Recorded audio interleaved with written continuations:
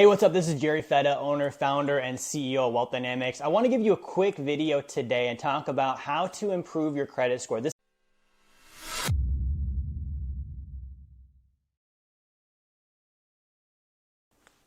is one of the #1 most asked questions on the internet, okay? Now, I've done content on this before, and I want to talk to you about really first the purpose of a credit score. Before we focus on how to improve it, we want to know what's the purpose of it, right? So the purpose of a credit score is to basically communicate to a lender or to a bank or a financial institution that I am worthy of them loaning me money, okay? That's it. That's the purpose of a credit score, right? So I'm not going to tell you it matters extensively or it doesn't, but I'm just going to tell you, if you're using the credit, you're borrowing money, then yeah, your credit score really, really matters. If you're not, then your credit score doesn't matter so much, right? It's going to be the degree that I'm using it, okay? So a credit score is going to be comprised of a couple of different things. So the first one is going to be the amount of credit that I have, okay? And also the type. So I'm looking at what's my total amounts. Do I have credit cards? Do I have auto loans? Do I have mortgages? Do I have, even credit building loans? Do I have student loans? And what are the total amounts that I have, right? Now, the amount is important because they're going to look at, the mix of different types of credit. They're going to look at the payment history, like not only the length, but also the quality of it, right? So the more types of credit that I have, the higher my limits are, the better payment history that I have in terms of length of history, like I've got several years worth of payments, and also quality of history, meaning I don't have lates, I don't have anything bad on there. That's going to show a good improved credit score, right? So those are some of the main factors. The other big one is called utilization ratio. This is more on my open lines of credit, things like credit cards, right? So I want to have a utilization ratio that's very low, right? And that very low means typically it's 30% or less. So if I've got $10,000 in available credit, I don't want to have on there more than $3,000 charged up.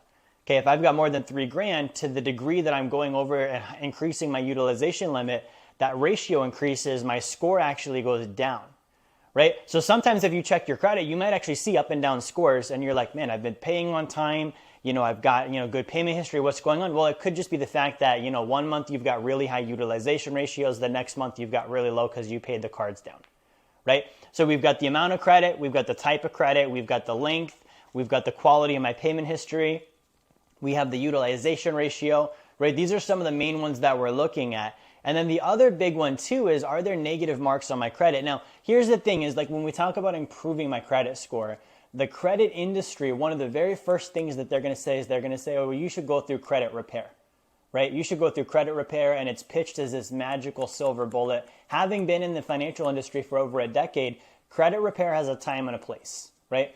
The way that credit repair works is I dispute negative items on my credit report, hoping that there are inaccuracies at the credit bureaus themselves and that they're basically forced to remove those items because of the fact that they're invalid or they're inaccurate or they didn't get back on time to me. And so those items can then come off, right? Now, in 2020, because of the pandemic, most of the credit bureaus, they weren't actually, responding on time. They weren't conducting investigations in a timely manner. Things got very backed up. And so when people would dispute on their credit reports, they weren't seeing results come back the way that they should. Right? Prior to 2020, that was really something that was smooth and easy to do, and it's starting to bounce back a little bit. But my focus and what I'm telling you here is that credit repair is not the thing that I would focus on to build your credit. Okay, if I'm trying to build credit, I want to actually add more good things. I want to add more positives, right? So I want to open up, first of all, I want to pay down my debts. If I pay down my credit lines, especially my credit cards, my score is going to go up automatically. Right? So one of the very first things I'm doing is I'm paying down my open lines of credit. I'm reducing my utilization ratio. That's one of the very first items I should go after. Okay. The second thing I'm doing is I'm calling all of my credit lines and I'm going to ask for an increase on my limit. Right? As long as I have decent credit already, I can ask for an increase on my limit. They will bump my limits up, which will decrease my utilization ratio, and that will cause my score to go up as well. Okay, those are two very basic things that you can do right now is pay those utilization ratios down, lower those credit balances, increase the limit that's allowed. Boom, your score is going to go up. Okay. Next thing I'm going to do is I'm going to apply for more lines of credit, more cards. Okay, so there's different ones you can do. One of the first ones that I'd be looking at is I'd be looking at secured credit cards. Right? If I do a secured credit card, or I do like a Macy's credit card, or I do like a Mattress Firm credit card, these are very easy approvals, and I can get a credit line that I can immediately get approval and instant approval on. I can charge up on it and I can start making good payments on it. I can pay it off every month, right? And that's going to show now consistency. It's adding to my credit profile. I want to get a good mix of things that are on there, right? So for example, I bought a Tempur-Pedic mattress. I'm using my Sacred account to do the financing on it, but I initially put it on a credit card at Tempur-Pedic. They say, hey, the bed costs X amount of money. Do you want to apply for our in-store credit card? I said, yes, let's do it. We put it on there. I've now got another credit line open. I've got another credit profile reporting on my credit scores and my reports. I'm paying that thing off, and I have that there, and that's going to help my scores, right? So those are all very basic things that have nothing to do with repairing my credit. Okay. There's also credit building loans. So if you go to things like, Credit Strong or Self Lender, you can actually do secured, payment plan loans. Like if you were to do like an installment plan onto a secured loan, you're making payments to them, which are going to go into a savings account anyways, right? But they're reporting that to the credit bureaus and they're saying, hey, this person's making consistent payment history, and that actually can build up my credit. The next thing I'm looking at is I'm going to look at my report.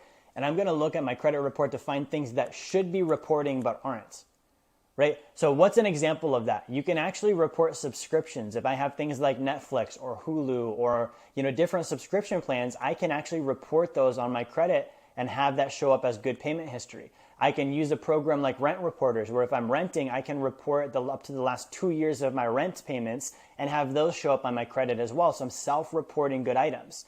A couple years ago, I had a BMW that I financed. Okay, I used initially a loan and then I paid it off using my Sacred account. I don't have that BMW anymore. But I looked at my credit one day and I was like, they never reported the BMW. BMW Financial never said to the credit bureaus, here's an open loan, here's the payment history. And so I didn't get that goodness on my credit report. So that's something I can then call and say, hey, BMW, what's going on? Can you please report this to the bureau? And then I can send correspondence to the bureau and let them know that that loan exists and make sure that that's reporting. Right?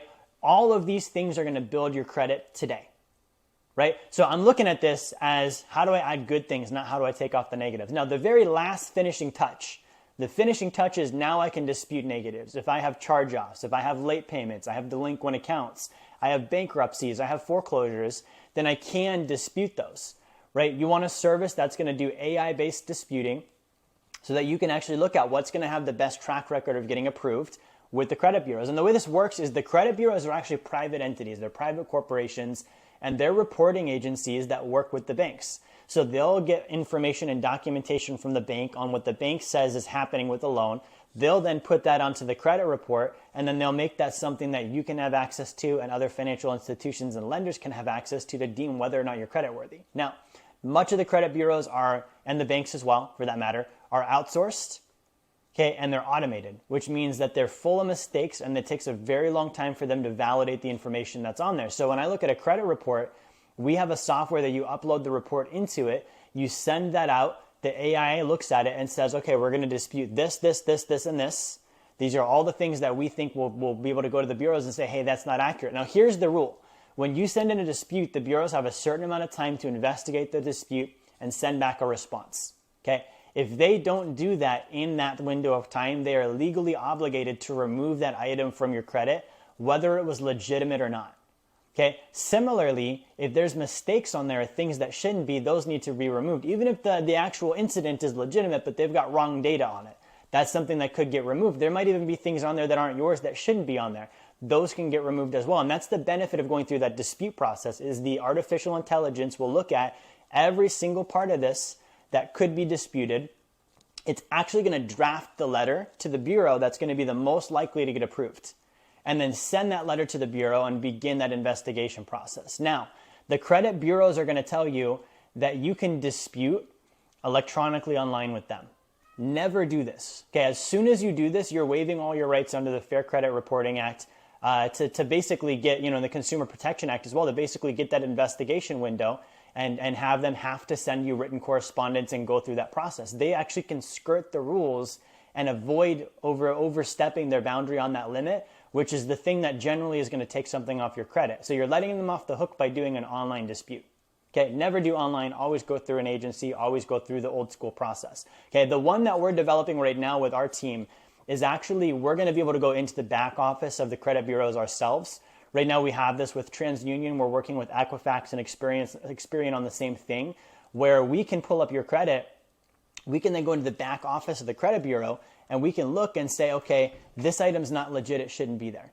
Okay, and then we can actually go in with them and remove it without going through a letter process, without having any of the extras going on, right? So that's going to speed things up tremendously. So in summary, guys, this is a great content video on increasing credit, improving credit, and the purpose of it, again, is am I using my credit? Okay, if I'm using my credit, then yes, I need to have good credit. If I'm not using it, it's not such a priority right now. I would say if you're in high consumer debt right now, your credit score is probably not the focus.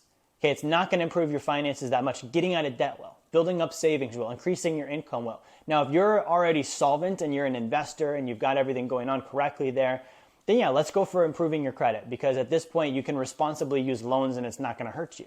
Right? So it all depends on your situation. So I hope that this video helped.